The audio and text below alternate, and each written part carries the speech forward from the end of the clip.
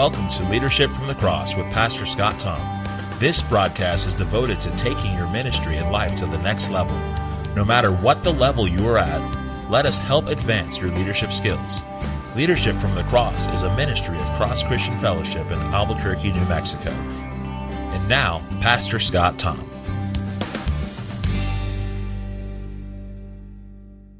No one wants to fail in ministry.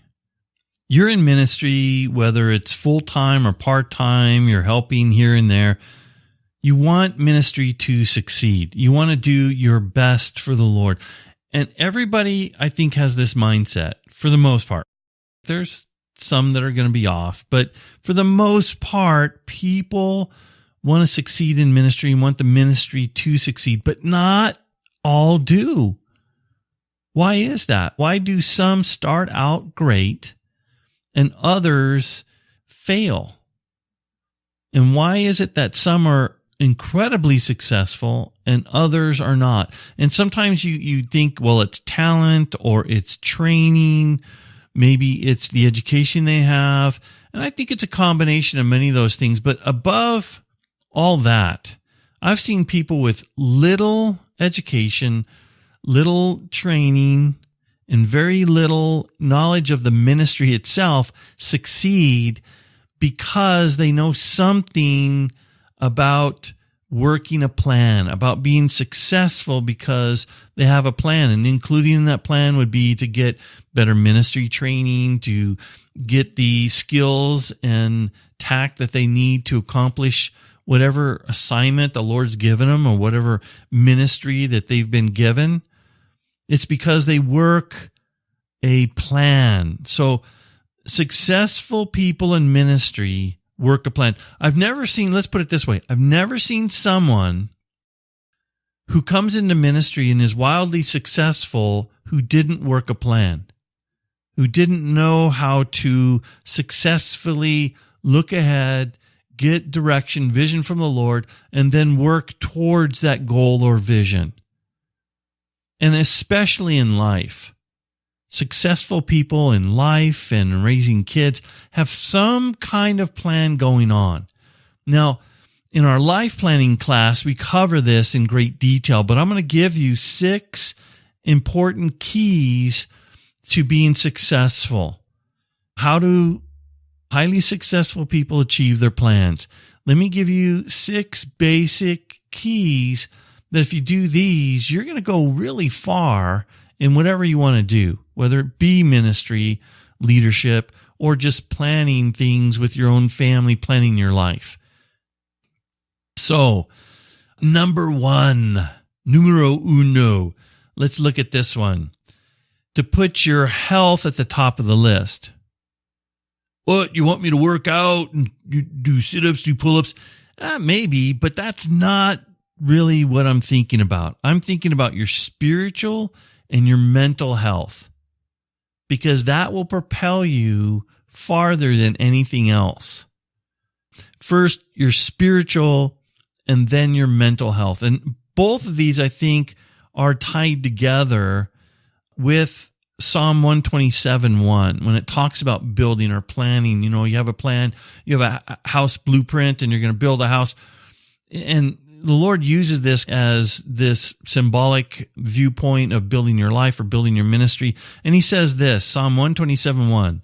You know this, you've heard this before. It says, unless the Lord builds the house, they labor in vain who build it.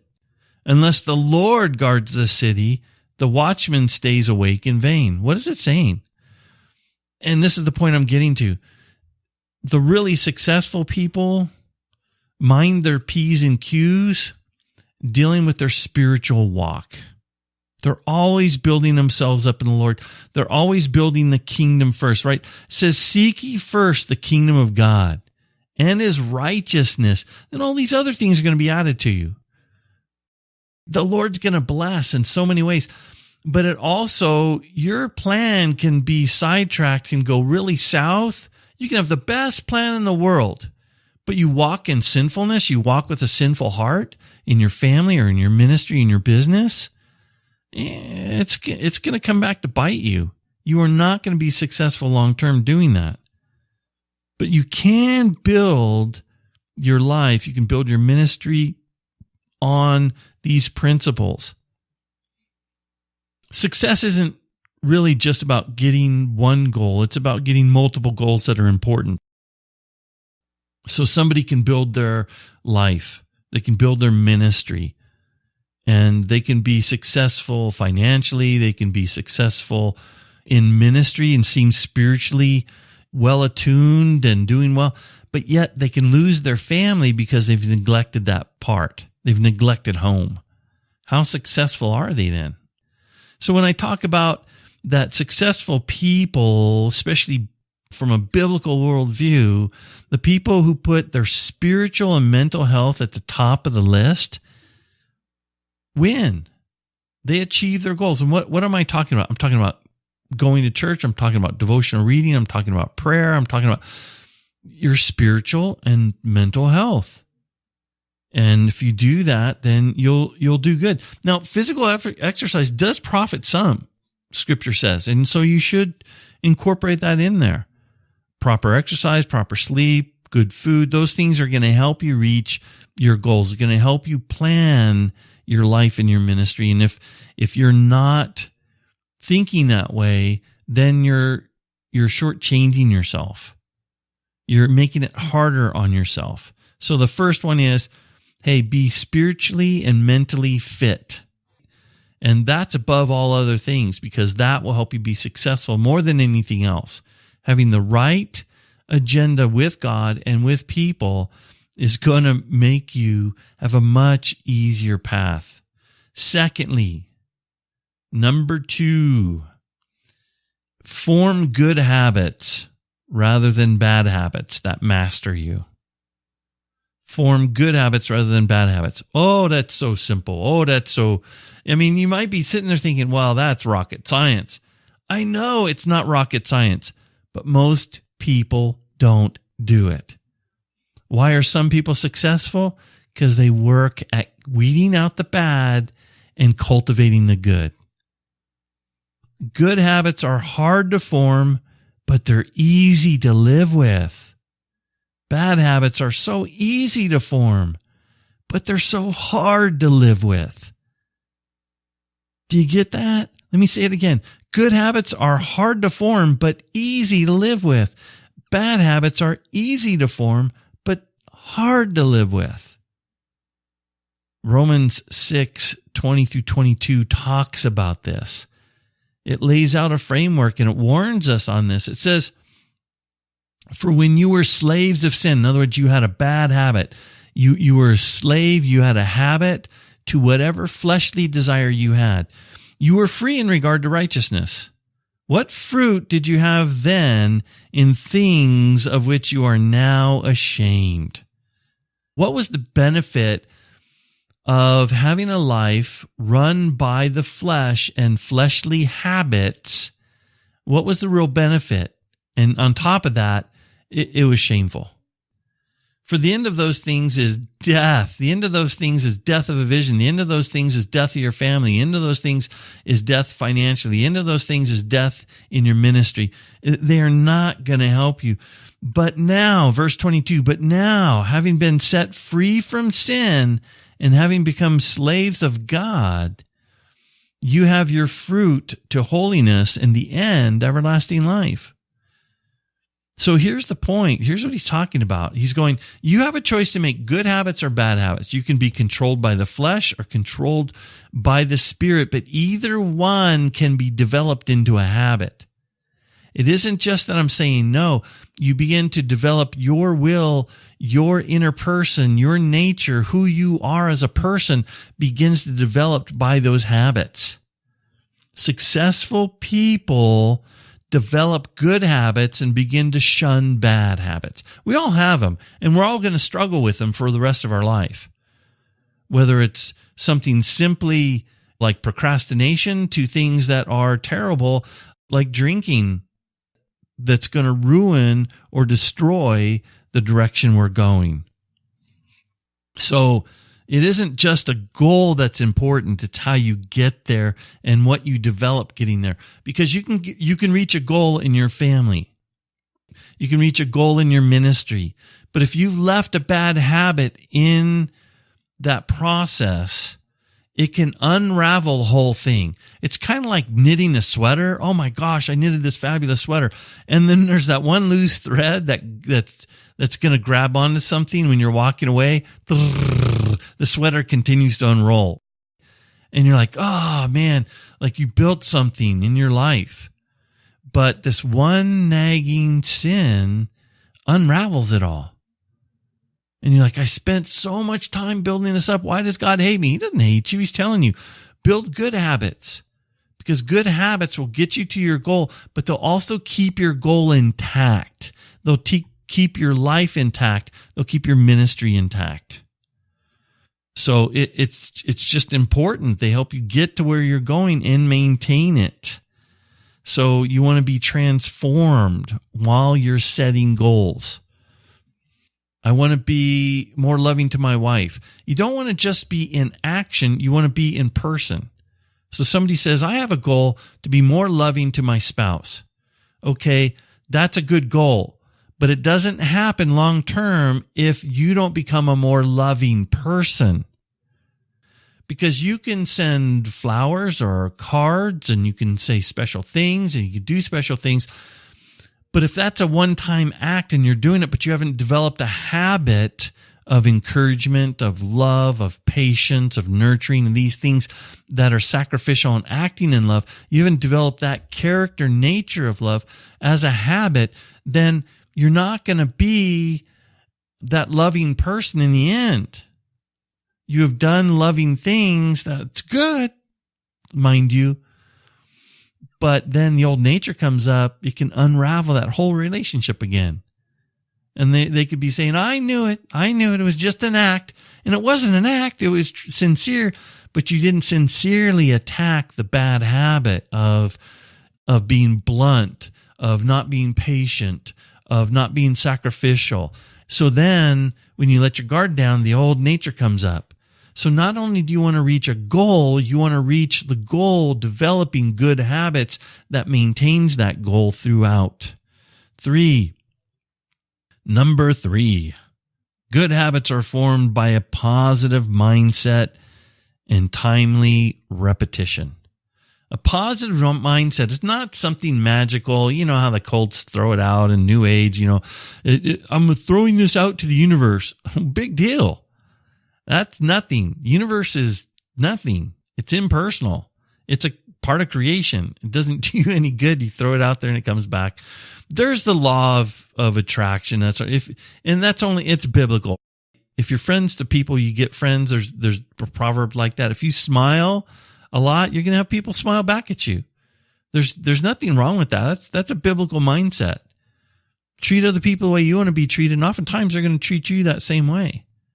Not every time, but oftentimes, right? So there's nothing magical about that. There's nothing mystical about that. That's biblical. But what I'm talking about here is having a positive mindset, because you can think negative and destroy your work you're doing. For example, Elijah. Elijah had this terrific victory on Mount Carmel. And here the prophets of Baal are slaughtered. The children of Israel see God work a miracle. And then he gets depressed. And then he hears that Jezebel is going to destroy him. And he starts running for it. He, in his mind, doesn't have a positive mindset. He just saw God do something tremendously positive. But you let your mind get the better of you. And you start walking in fear, discouragement, other things. And oftentimes God will show up and he goes, fear not. I don't want you to be fearful, because it's going to stop you. When you're fearful, you don't take steps. When you're fearful, you don't do what you should be doing. And so we wallow in pity. We wallow in discouragement. We want to sleep in. We don't want to attack the problems. We don't want to deal with issues because it just is too draining on me. I just get even more tired and depressed. Well, yeah, if you talk yourself into it, you can talk yourself into anything. And this isn't mind control or tricks or anything like that. It's having a proper spirit whether you feel like it or not, because it's the right thing to do. It's obeying God, and it's putting on a positive attitude and complimenting people, even when you feel like I'm the one who needs a compliment. It's just the right thing to do. It's righteous. It's just. It's good.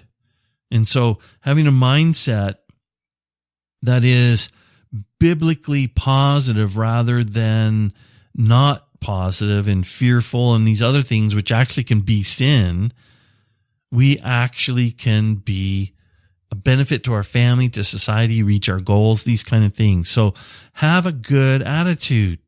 Have a good positive attitude. One of the ways is to esteem other people and bless other people. And that always helps. That always gets you there. Look on the positive sides. Think of the positive things that are going to happen when you obey God, when you set up a plan in life or a ministry, and it's going to take.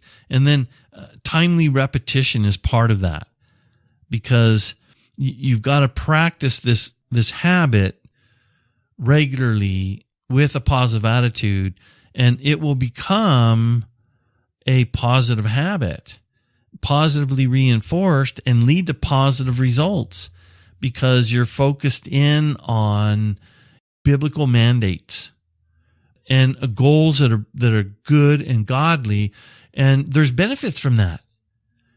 We oftentimes focus in on the things that we don't need to be doing, the things that we shouldn't be doing, and I missed this and I missed that. God, He chided the Israelites because they were always thinking back, well, what about the leeks? And what about the onions? And what about all the garlic and all the good stuff we had in Egypt? And oh my goodness. And God was saying, stop. I'm taking you into a land of milk and honey. Why don't you focus in on this? But instead they were only focused on, it's going to be hard and they're giants and all this. And God's like, yeah, you're already defeated before you get in there. That's why 10 of the 12 spies said, we can't do it. And the other two are thinking positively because God's with them. And you go, we can do it because God's an awesome God. So it's a big deal. And honestly, Romans 12:2 talks about this, that in our mindset, we win or lose just in our mind. In Romans 12:2, it says, and do not be conformed to this world, but be transformed by what? By the power of your mind, by the renewing of your mind, that you may prove what is that good and acceptable and perfect will of God. It's hard to be victorious and reach goals with a negative attitude. It just is 10 times harder to do it that way. So what should you do? Sit down and list the benefits of these good habits you're developing. List the benefits of these goals you're setting for yourself in your life, and listing these benefits will help you establish self-discipline, and which means you're going to have to review them from time to time. God says, write these things down. You're going to review them from time to time. It's going to help you because it takes self-discipline to get you there. It's hard to have self-discipline when you're being negative. The self-discipline is basically the ability to get yourself to do what you should do, but you don't necessarily want to do. You may not feel like it. But self-discipline, because you know the positives of doing this and that it's right and that it will reap good benefits. If you get up and do it, then you get up and do it. But if you let the mind control of your own flesh come in, then you're not going to succeed.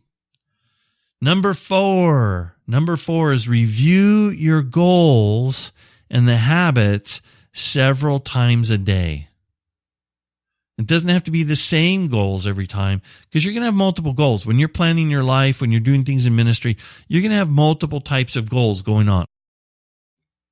So before you get to the jobs you need to do to reach those goals, you need to review those goals, because oftentimes they're going to bless you in so many different areas. They're going to help you achieve those goals, right? Because you're reviewing them, and that's super helpful. But when you're reviewing them, it helps you to focus in on the good things, the things that we've just talked about in the previous points here. And it helps you to achieve things because it keeps things fresh in your mind. And it's much easier to develop a positive attitude and good habits and achieve your goals if you're doing that. For example, God had them review his word regularly. Look at Deuteronomy 6:6-9. This is often taught about what you do with homeschooling and other things. But this is actually applicable to anything you're doing, especially if you're setting goals, godly goals. It says this, and these words which I command you today shall be in your heart. How do you get them in your heart? How do you get a goal that is something that's live? It's something that's on target with your heart and you're buying in and stuff like that. He says, do this. You shall teach them diligently to your children. Now he's talking about his word. But here's something. When you verbalize what you should believe in and what is right, and then you have to teach it to someone else, you learn it and adopt it and walk it far faster and far deeper than if you just wrote it down once and then never revisit it. And here's what he says. Then you shall talk of them when you sit in your house, when you walk by the way, when you lie down, and when you rise up. Look, 4 different times throughout the day, you're reviewing God's word. What does that do? It begins to penetrate your heart. It begins to engraft in you. It becomes your attitude. It becomes your goal. It becomes your direction. The same principles go for godly goals in your life. If you I'm going to review it in the morning when I get up. Here's my goals for today. I have certain things I'm going to do today that are there. Okay, today's a family day. What are my family goals for today? And so if you sit down and goes, hey, I'm going to spend a quality time with each of my kids, at least 10 minutes, it reminds you and you set that out. But it also allows you to figure out and plan, well, what am I going to do for those 10 minutes or 15 minutes or a half hour or whatever it is that I'm spending with them?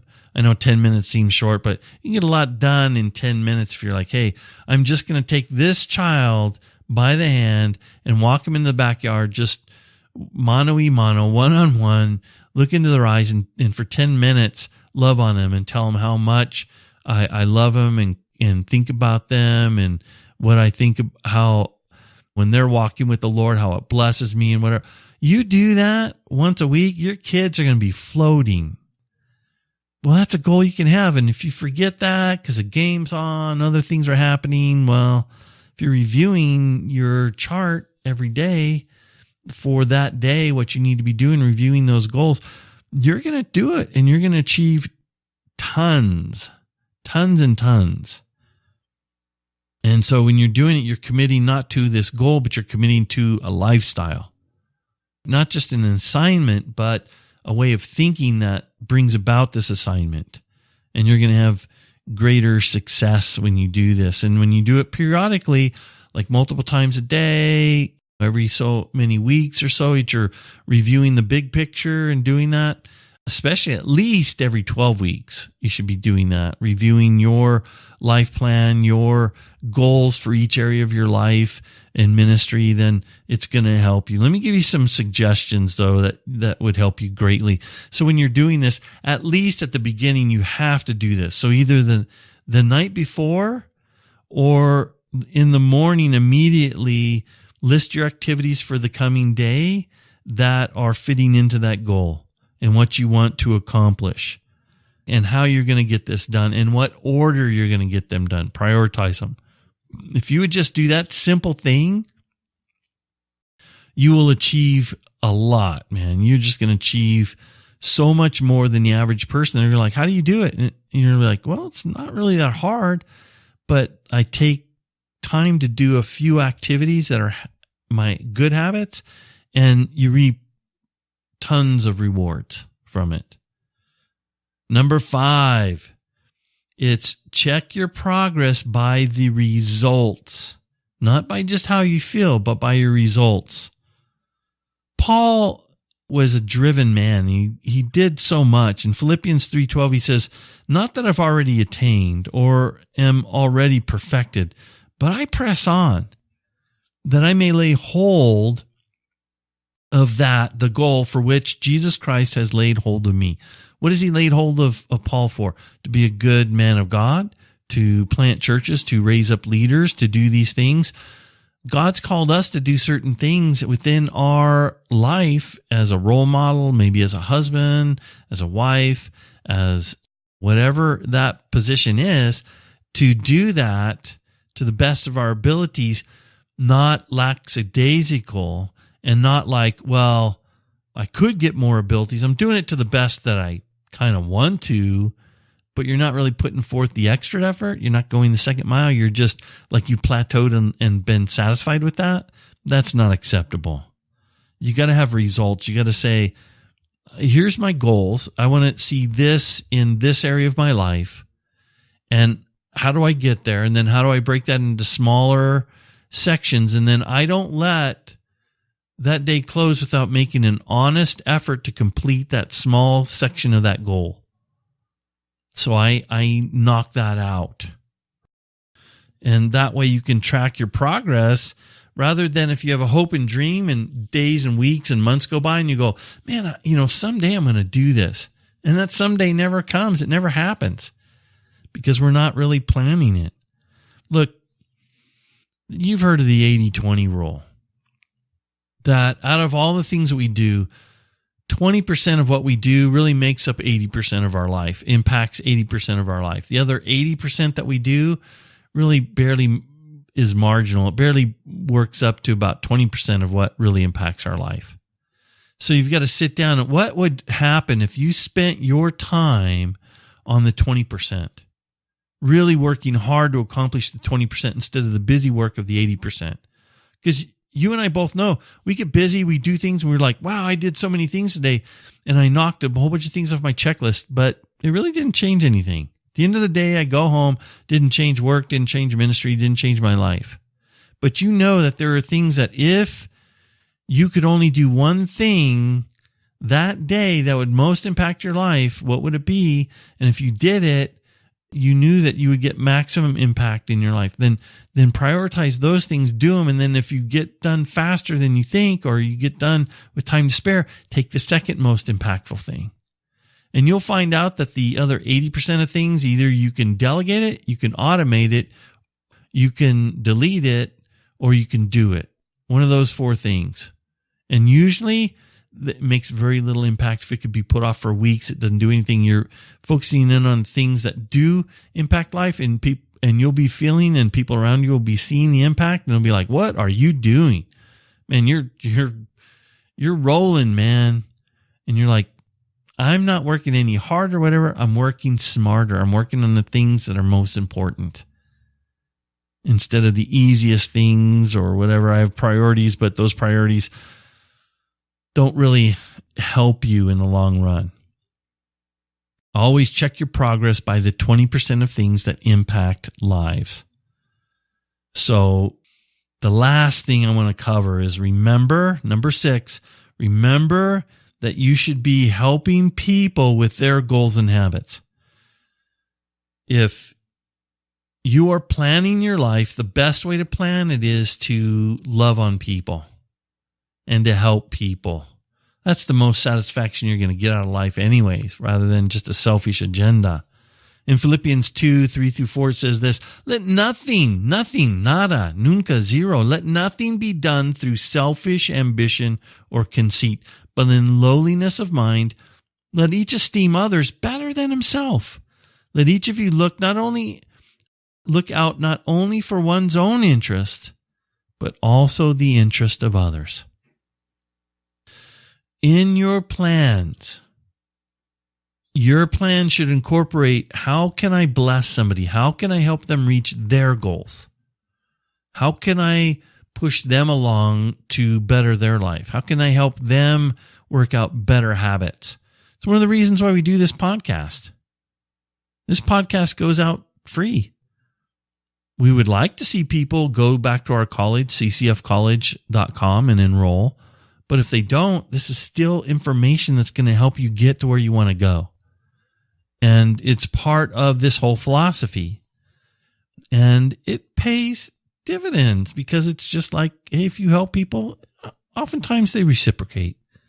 And it's pretty awesome because that's when the camaraderie develops, friendships develop, so many other things that are beneficial and needful and joyful, and those kind of things happen. And that's where the pureness of the Christian spirit comes out, and we get to see God work hand in hand with ministries and with people and other things. It just is exciting. It's exciting to see. So remember not to just esteem yourself, but esteem others better than yourself. Looking out not just for your own interest. Look out for the interest of others. Make that part of your life goals, your life plans, and you will not be disappointed. Not in the long term. You will not be disappointed. It will be a blessing. Man, I hope this has helped you. I know it helps me. When I go through these things and I've practiced these things, I've seen great achievement in my life. There's more to come as we begin to dig into how to set goals, life planning, procrastination. These are kind of things we're going to come up in the future to help you along to achieve a godly life. All right, until next weekend, this is Pastor Scott Thom, wishing you blessed wishes, signing off. You have been listening to Leadership from the Cross with Pastor Scott Thom of Cross Christian Fellowship in Albuquerque, New Mexico. Check out Pastor Scott's ministry training school and his other radio show, No Other Doctrine, by visiting our website at crossfellowship.org. That's crossfellowship.org. Also, you can visit our Facebook page at Facebook.com/Leadership from the Cross.